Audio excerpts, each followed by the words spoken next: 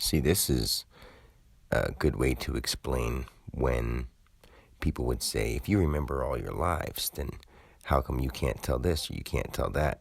And the thing is, I can. But let's say you had a really great memory and you've played Monopoly 100 times. And someone said, what happened number 18? How many, do you remember? Can you tell me about the 18th game you played out of 100?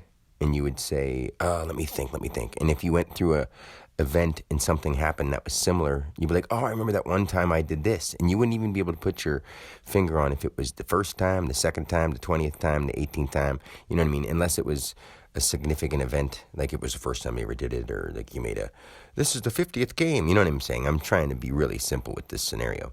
But because lives, right now, there are billions of them going on at the same time.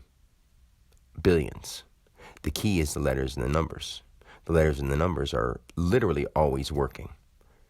And beyond what people even understand, because they're not thinking 24/7. They're rarely actually thinking. They're going through routines and processes instead of actually spending the time to think. So what I want to say is that it's like when people say, well, if you know this, then why can't you tell me this? I'm like, why would you want to know this? And I don't even want to go into the place to remember that because it's not who I am now.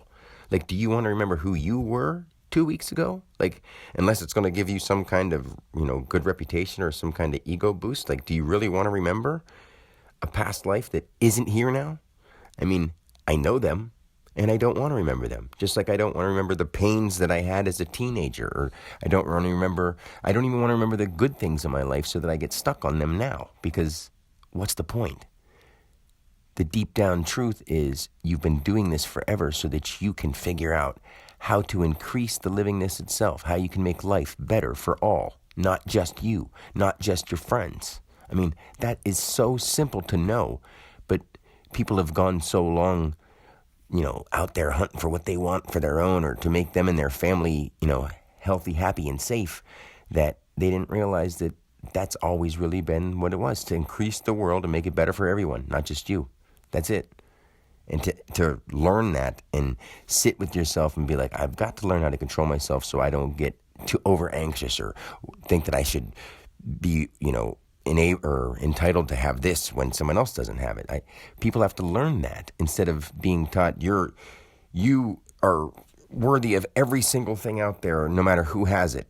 It's yours. That's not the way to look at it. Yes, you're entitled to everything in the world that you earn, that you put your effort to, or that you cooperate with harmoniously. See, somebody doing something or have something that you'd enjoy, talk to them about it, ask them about it, maybe make your own, find one of your own. There's plenty of options out there.